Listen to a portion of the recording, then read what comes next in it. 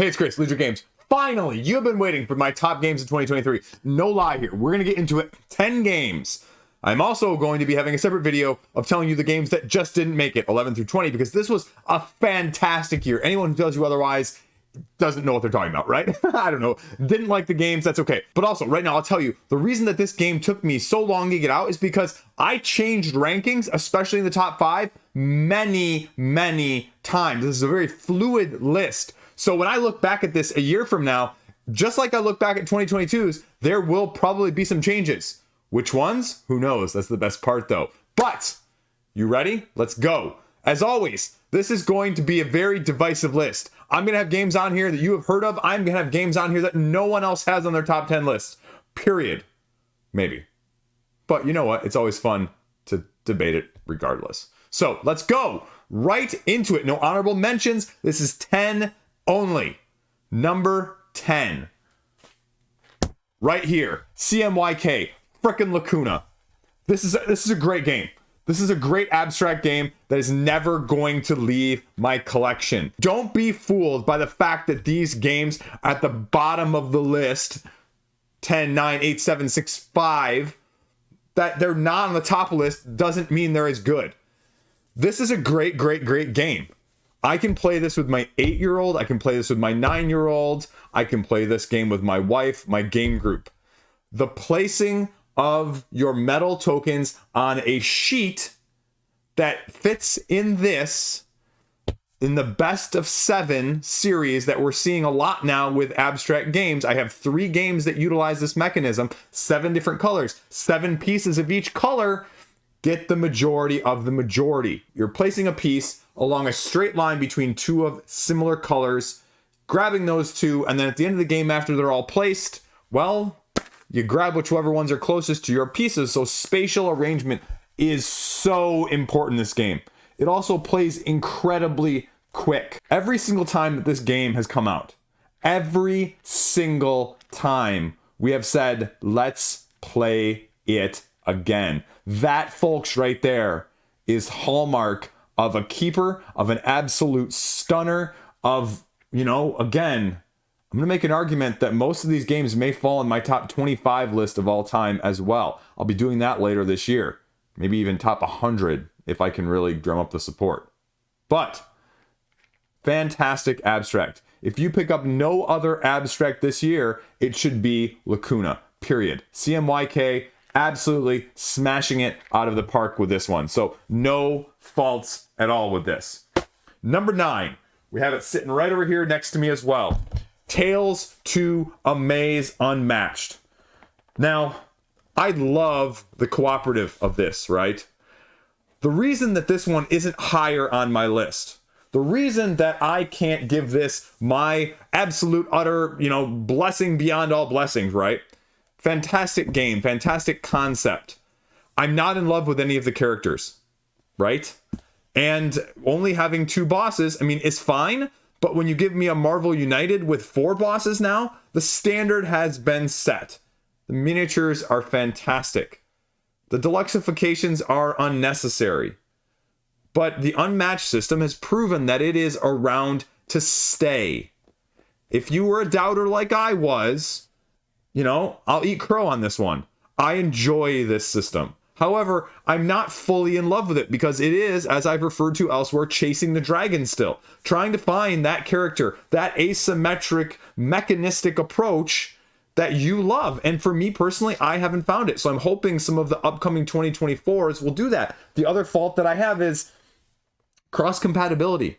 Give me, not these being cross-compatible, playing head-to-head one-on-one with others. I want other ones to be able to be ported in as bosses. So you give me that, and then this will jump up significantly. It's simple. It's straightforward.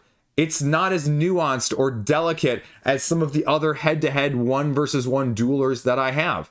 But when you put a cooperative twist on it, that this does, when you get to fight a boss and a varied variety of minions, a la your pandemic-style mix and match on 2 separate boards, it is clicking all of those boxes for me as well.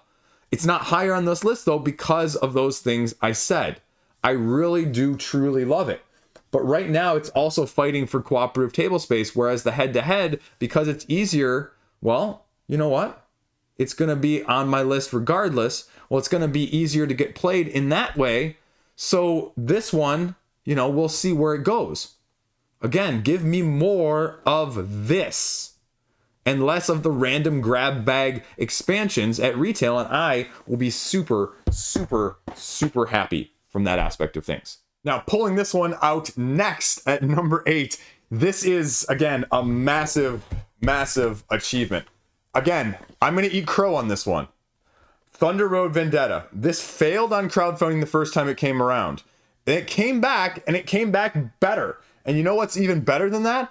Is I would make the argument that they actually outperformed what they were putting out there in the first place. Now, you can say what you want about some of the retail expansions not being available yet. You can say whatever you want about not being able to get the maximum Chrome edition. I was so enamored with this game. I literally searched Facebook group, Google search 10 pages deep in order to find a shop 5 states away. I think it was Colorado, actually. I called them and said, hey, would you be willing to ship this? I see it's on your website. They shipped it to me. I love this game. This is Amerithrash Take That blown up and distilled down in the awesomeness that you want to have out of just cars shooting at each other, racing, and not doing laps, you know? That's the other thing that, you know, I can't say enough about, that this simplifies it out, right? Okay, go until X, go over these number of sheets. And you know what? I read the rule book and I was a little bit concerned that it was going to be too long. It was going to be too long for people to be able to take out each other or trigger that end game. You know what? I was wrong. Do you like having 4 factions that you can have? Do you like having 2 additional different factions asymmetrically in the big rig and the motorcycles? You can mix and match the expansions that come in this thing, and they're going to give us more later this year. This is Mad Max. This is Whiz Wars with cars, folks. That's why I love this game. Sometimes less is more. I don't need to have super complicated niche errata set of rules that's 16 pages long on the details of what happens with the exceptions to the rules, right? Sometimes you just want to blow stuff up and take each other out. Take That has become sort of a 4-letter double word in this hobby. And you know what? Take That is coming back to Take That. And so that's why Thunder Road Vendetta is on this list. Is it perfect? No! You know, people aren't going to like it for those reasons. It's going to be too chaotic. There's going to be too much just king-making, if you will. But just the pure entertainment value of this game is probably unrivaled in just pure chaos, King of Tokyo style. I'm just having fun as a whole recently in anything else I've ever played. And that's why it's number 8. Number 7 here. Number 7, we're going to put this aside and we're going to reach back over here because this isn't a new game, but it's a new game. It's freaking Ra. This is a game, I will go as far in saying, if you are looking to get into the hobby as a whole, Ra is a game you must own. There are very few games that I would ever say that about. There are very few games in my collection, let alone in the hobby as a whole. Ra takes everything that is great about this hobby and distills it into this box. And 25th Century Games, they did an absolutely amazing over-the-top job with this. This took an out-of-print, hard-to-get, secondary market, way too expensive game and made it available to the masses now. This is the ultimate press your luck, bidding, auction-esque set collection, all smashed into one. This is the game that I recommend for those mechanics of the press your luck, bidding style-esque games. Period. This is it. It works at all player counts too. That is probably the other best thing about this game. I am just as happy with this game at the 2-player count as I am at the 5-player count. That is amazing, folks. I think I could easily count on one hand how many games that stays true for. especially considering the original design of this game is how many years old? This is one that has easily stood the test of time, and I'll dare say that it surpasses most of its successors as well, which is saying something, because nowadays a lot of stuff that we have, right? Kingdom Death Monster, and then Aeon Trespass Odyssey, and then Oathsworn, you know, right? Things that stand on the shoulders of the previous stuff and imitated, but not yet duplicated. I cannot say enough good things about this. I am so happy to have this in my collection, and that's, saying something. It's not my favorite set of overall mechanics, right? Those sets of mechanics in general are not my favorite, but this is doing it in such a fun way that it overcomes all my prejudices and biases in the first place. How many games do you have that you can say that about, right? That is an amazing thing. That is what is so exciting about this hobby. That's why I tell people all the time to try new things. You may not like a lot of it, but every once in a while, you're going to find something like this that your eyes open and you go, wow. And that's raw for me. The feeling of busting, the feeling of pulling those raw tokens, the feeling of just being short on your set collections, just out of the grasp of where you could achieve greatness in this game, makes you again want to play it again and again. And that's not a small undertaking. And this aesthetic just is absolutely chef's kiss, whipped cream on the top of your hot cocoa in the middle of winter. It does that for me, and I am usually not a big fan of that as a whole, but it does that easily for me from that side of things. So that's why it's on the list. So where does that put us then for number 6? Number 6 here, this is probably the most highly underrated game of the year. Maybe. Well, one of the other ones on this list may actually top this, but this is probably one you've heard the least about. I'm going to make the argument that this is the best head-to-head dueler that came out in 2023, period. It is an absolutely fantastic spin take on the 1 versus 1 asymmetric faction versus asymmetric faction, asymmetric fighter versus asymmetric fighter in a 3-tiered system of power that is not only based on what group and faction you have, but then also takes a twist on the dynamic, meaning the factions that are not included are going to have special rules that will modify how you and your opponent are going to have to fight against each other in the first place. Does that sound freaking amazing to you? It is. And it's one, since the beginning of 2023, I have not been able to get out of my head. Absolutely not been able to get out of my head, you know?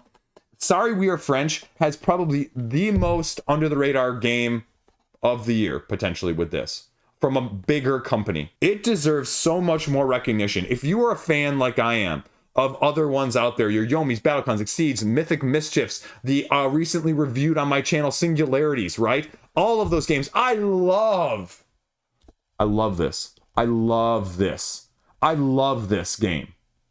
Now, you're going to make the argument with this game that because you're deck drawing, right, you can't mitigate as much, and that 3-tiered system, essentially, you have to have level 1s at the base, and you then have to have a level 2 above that, and then you have to have a level 3 supported by level 2, so you can't just play your stronger ones, but it makes you very, very strategic in how you have to discard them in order to play them in the first place when you mix match your clans that you take as a whole together. I just haven't seen it replicated elsewhere in such a unique spin.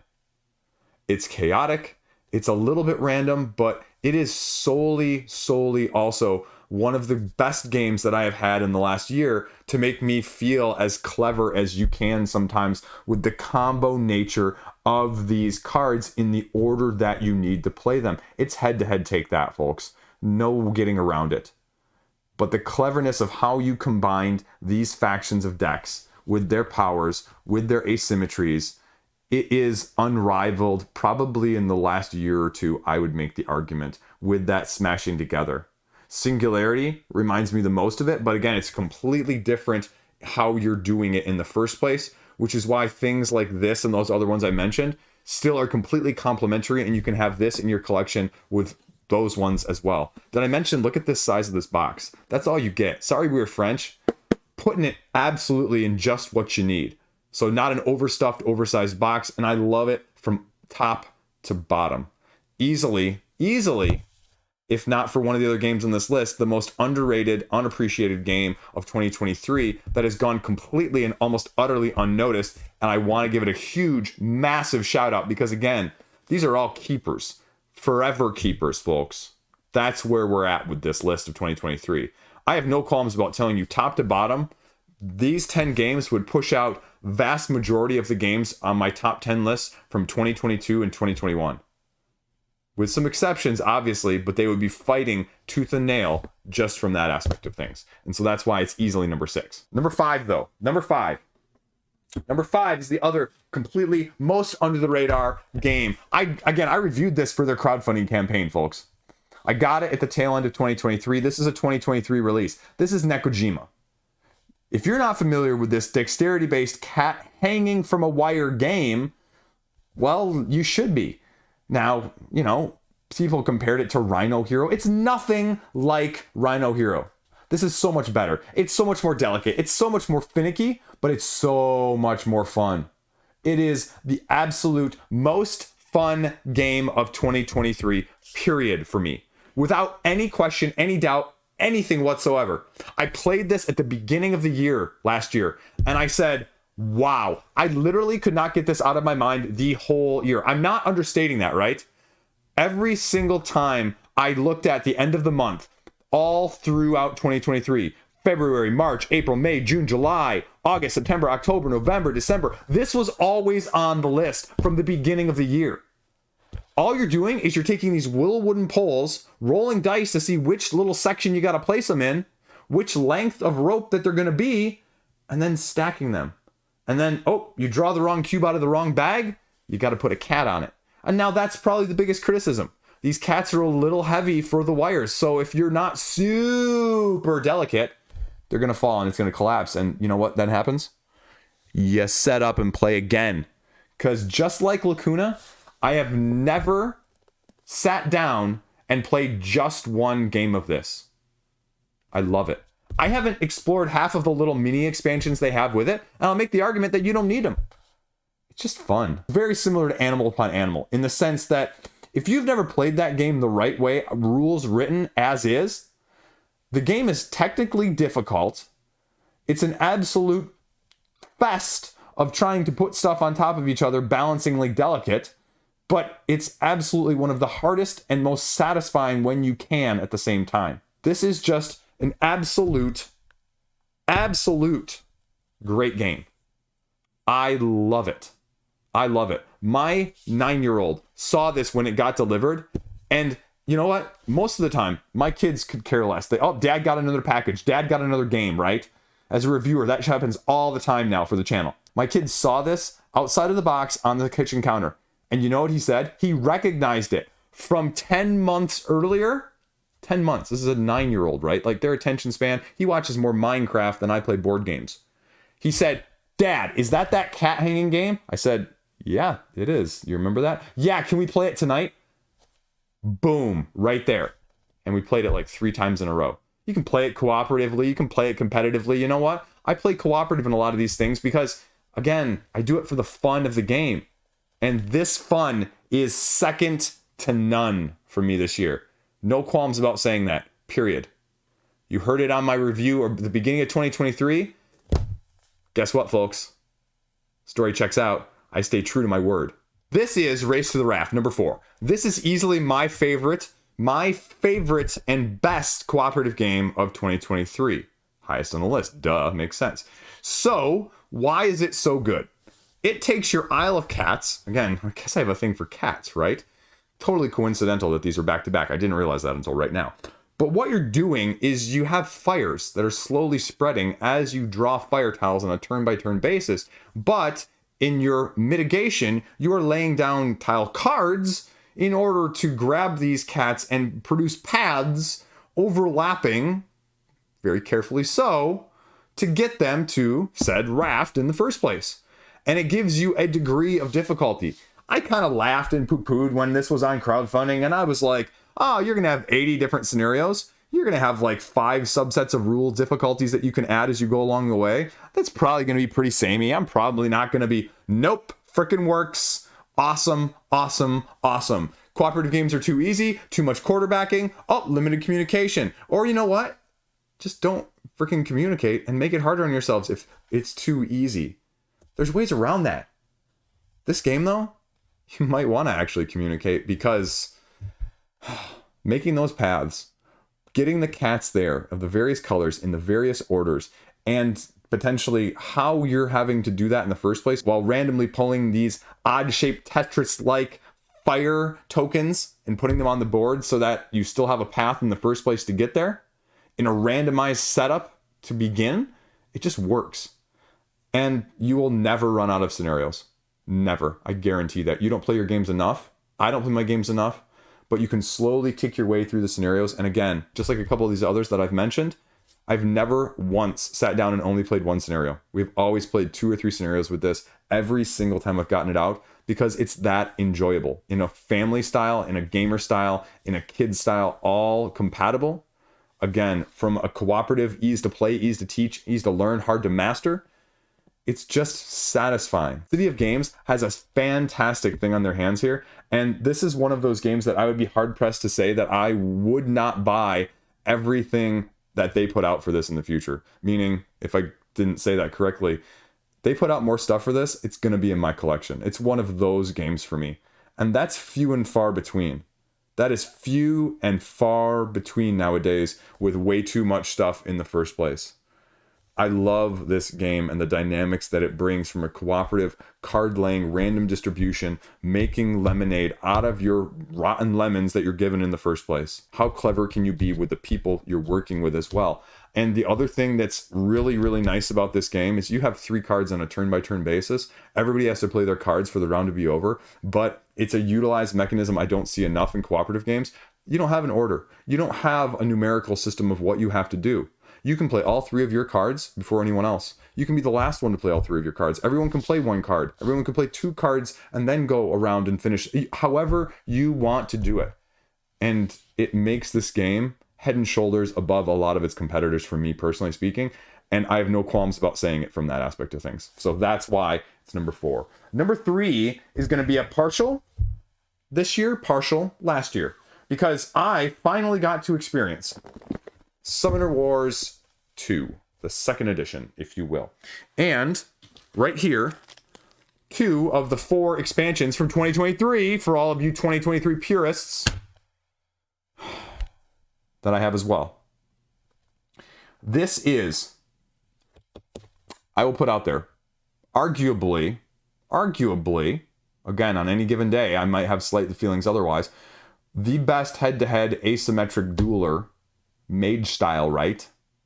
That is on the market. Plaid Hat Games has put out clearly, easily one of the best games of all time with this. I don't say that lightly. I say that as the criticism that I weighed earlier at Tales to Amaze, right? That some of those don't work for me. Just realized this box has a tear in it. That's sad. But this has more that I like that I just can't get played enough.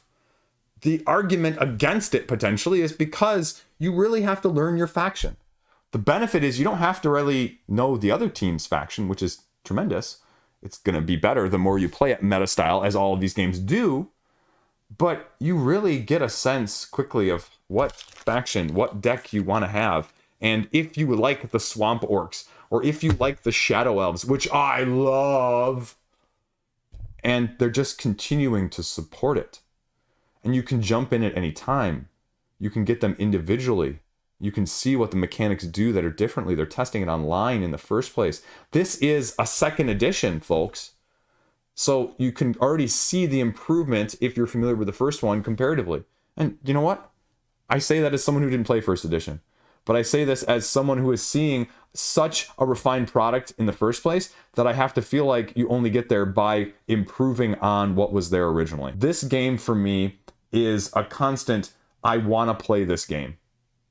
When you say, Chris, what do you play when you're not doing reviews or trying to get stuff for previews or impression videos or whatever you're doing on the channel, Chris? This is on that short list. I love the system of escalation, of pressure of getting your stuff to the battlefield and not being able to turtle because you only have so much time. You are constrained. You are getting stronger as you go, but you're limited in how you can do things. When do you push? When do you pull? When do you pounce?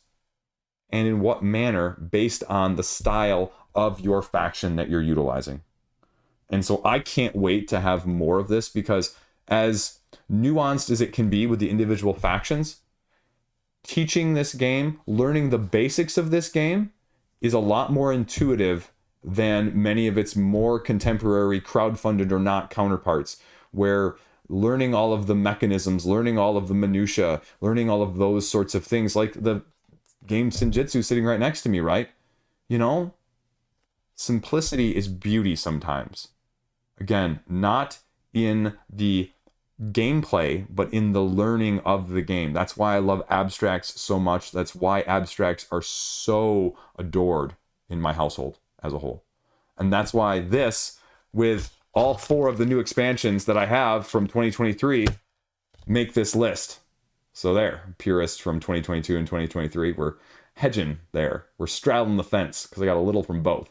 But I just could not include this from that aspect of things. So that's why it's number 3, and that's why I'm sad that I have somehow a big tear on the side there, because that, you know, isn't a make it or break it for me, but it just kind of hurts my heart a little bit. What's number 2? Number 2 has been sitting in front of you the whole time during this video. Number 2 is actually Zoo freaking Vetus up here from Bitewing Games. A redo Knizzy game of Quo Vadis. The sole detriment of this game is that I don't want to play it at 2. Absolutely no interest in playing it at 2. So unlike Ra, that I mentioned previously, which I will play at any player count, anytime, anywhere, any place, I want to play this optimally with 3, at probably mostly at 4, maybe even at 5 if I'm feeling spicy. But I love the, I'm going to give you my power to help you out, to make you owe me. And the, hey, if you give me the bonus on my turn, you're needing to be held to it. But future turns, well, your mileage may vary or you may get screwed. And it's just simple. You just move your characters to the top of the board with a simple Roman old school vote. Yay or nay. And I didn't think I would like this game this much. Again, never played one game in a sitting. Always has been more than one game. And I guess maybe that's the best test or sign of some of these games that aren't 3 hours long, right? Because you can't do that. Otherwise, you got a lot more time on your hands than I do. Again, similarly, in this sense, this game is not about how thick the rule book can be. There is a tendency now, retail, crowdfunding, and otherwise, to make rulebooks thicker and thicker and thicker to somehow impart more strategy, more skill, or more. And less is more. The meat of this game is the dynamic between the players. It's a forced leverage. And again, I really love the endgame scoring for this. Oh, just fill up the Pantheon at the top. Oh, you have the most coins? Congratulations! Oh, wait, sorry, you had the most coins, but you didn't actually get one of your characters to the top, so you're not included in the endgame scoring. So not only do you have to be slow in building up all of your wealth as you're traversing these paths, but you need to be fast in order to get up there in the first place, because if you're not in, you can't win. And so I have no qualms about recommending this with, again, any play group whatsoever across the board. And I don't have many games that fit this really good 3, but 4, but also 5 player count from all skill levels.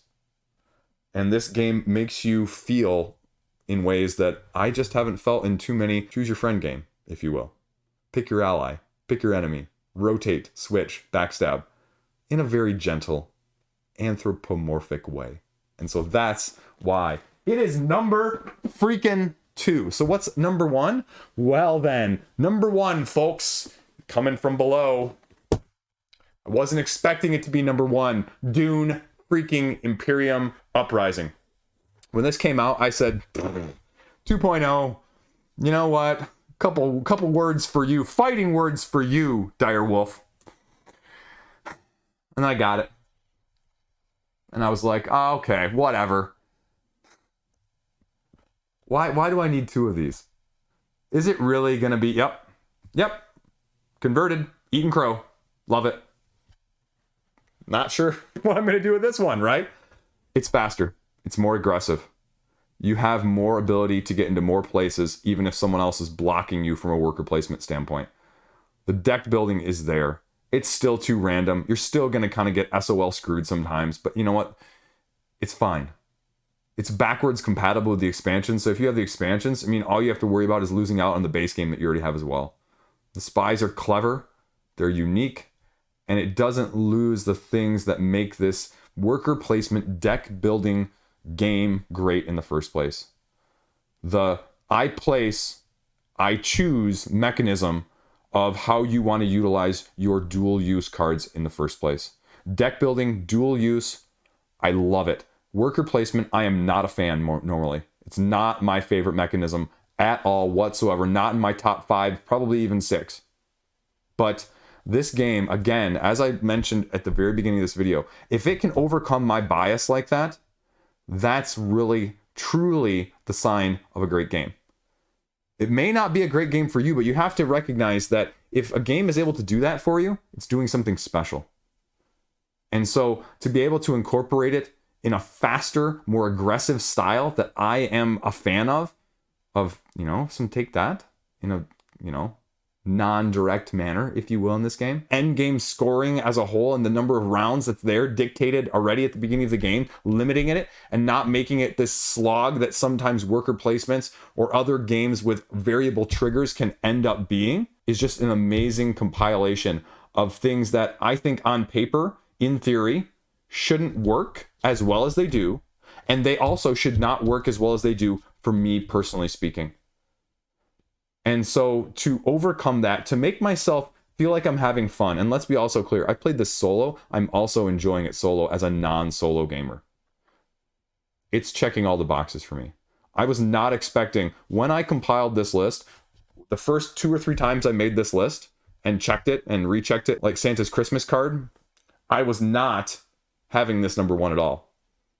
And it grew and it grew and it grew just like the Grinch's heart. So that is why it grew in my heart as well. That is my number 1 game of 2023. Now, Direwolf, print out those promos some more so I'm not getting scalped on the secondary market for $50 for 5 promos. That's all I'm asking. So, wouldn't be surprised if you see another expansion for this thing in 2024 as well. That's all I got. My top 10 games of 2023. There you go.